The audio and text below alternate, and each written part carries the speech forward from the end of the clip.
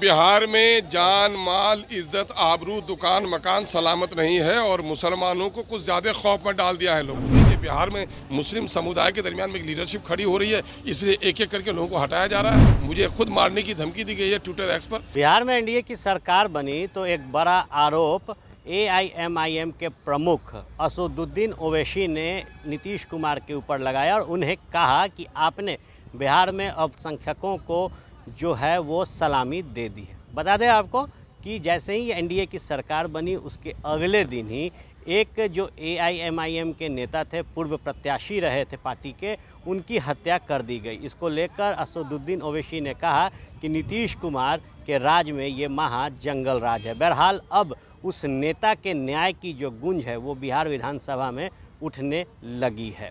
बता दें आपको कि एआईएमआईएम के प्रदेश अध्यक्ष अख्तरुल ईमान ने कहा कि जिस तरीके से असलम मुखिया की हत्या की गई उसके से ये साफ है कि मौजूदा सरकार अल्पसंख्यकों के खिलाफ है और वो नहीं चाहते कि बिहार में कोई जो मुस्लिम लीडर है वो खड़ा हो।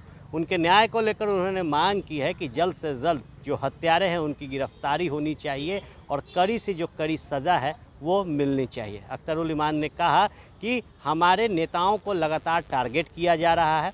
जहां एक तरफ हमारे नेता की हत्या की गई, वहीं सोशल मीडिया के माध्यम से मुझे भी लगातार जो धमकियां हैं वो दी जा रही है। इसको लेकर मैंने प्रशासन को सूचित किया, लेकिन किसी ने भी इसकी सुध नहीं ली। निश्चित तौर पर ये सरकार समझती है कि कोई भी मुस्लिम लीडर बिहार में न खड़ा हो। सुनिए अख्तरुल ईमान क्या कुछ कह रहे हैं। देखिए, बिहार में जान माल इज्जत आबरू दुकान मकान सलामत नहीं है और मुसलमानों को कुछ ज़्यादा खौफ में डाल दिया है लोगों ने। पिछले दिनों में एमआईएम के नेता सिवान में आरिफ जमाल का मर्डर हो गया और अभी हमारे प्रदेश सचिव रहे अब्दुल सलाम उर्फ असलम मुखिया, जो वहाँ पर गोपालगंज में हमारे प्रत्याशी भी रहे पार्टी के, इलेक्शन में 12,000 वोट भी उन्होंने लाया था, उनकी निर्मम हत्या कर दी गई है। और नीतीश कुमार जी की सरकार जो कहती है कि हम क्राइम को, हम कम्युनलिज्म को और करप्शन को बर्दाश्त नहीं करेंगे, क्या ये क्राइम नहीं है?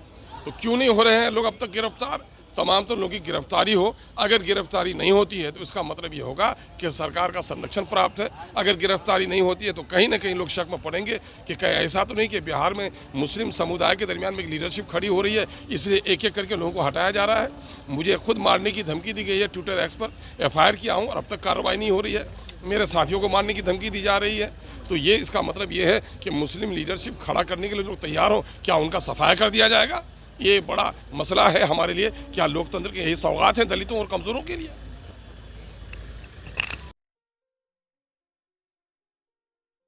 ये लो, मुंह मीठा करो। आज मैंने अपना जॉब छोड़ दिया, अब हम पूर्णिया वापस जाएंगे।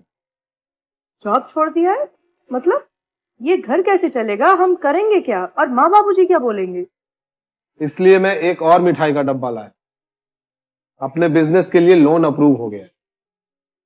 अरे लोन अप्रूव हो गया वो तो ठीक है, लेकिन पूर्णिया में हम रहेंगे कहाँ? अपना घर भी तो नहीं है वहाँ।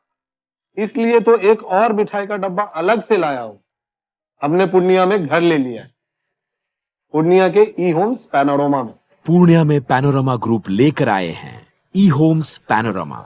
बड़ा घर, आलीशान जिंदगी और अत्याधुनिक सुविधाओं के संग। अरे अरे, अब क्यों मुंह मीठा करवा रही हो? क्योंकि हम घर वापसी जो कर रहे हैं। घर वापसी की खुशी पूर्णिया में ई होम्स पैनोरमा के संग। ई Homes Panorama, luxurious lifestyle redefined.